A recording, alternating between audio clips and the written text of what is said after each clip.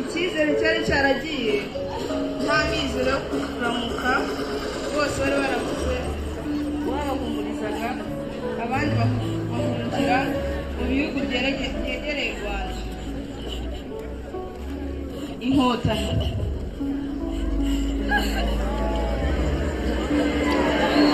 Abanyarwanda barahunze, bamwe muri bo biyunze n'inkotanyi bahujwe n'umutima n'ubushake no gukorera u Rwanda, n'Abanyarwanda babuzira amacakubiri ubwo bashatse babatunze babarinda ubwoba n'inzara.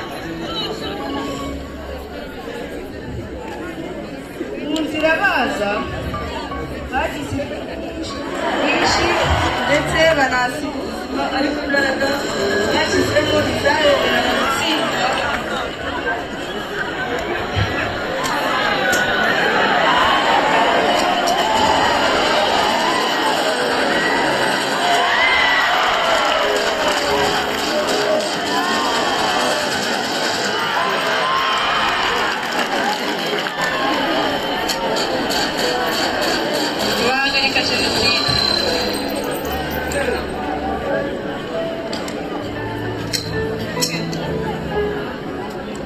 Abayobozi ndetse n'abandi bantu bagize uruhare muri jenoside bakuye imishwaro bajya mu bindi bihugu kwihisha, naho abasigaye bafatwa bakajyana bakana kwicirwa.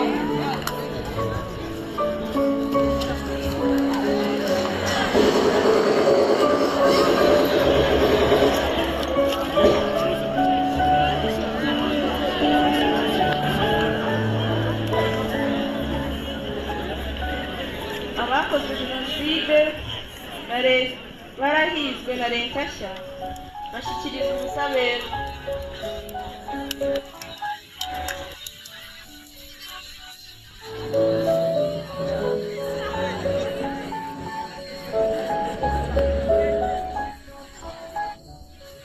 Nuko haza leta nshya yitwa Leta y'Ubumwe bw'Abanyarwanda. Imbaraga nyinshi zashyizwe mu guhagarika ingengabitekerezo ya jenoside, kugarura imitima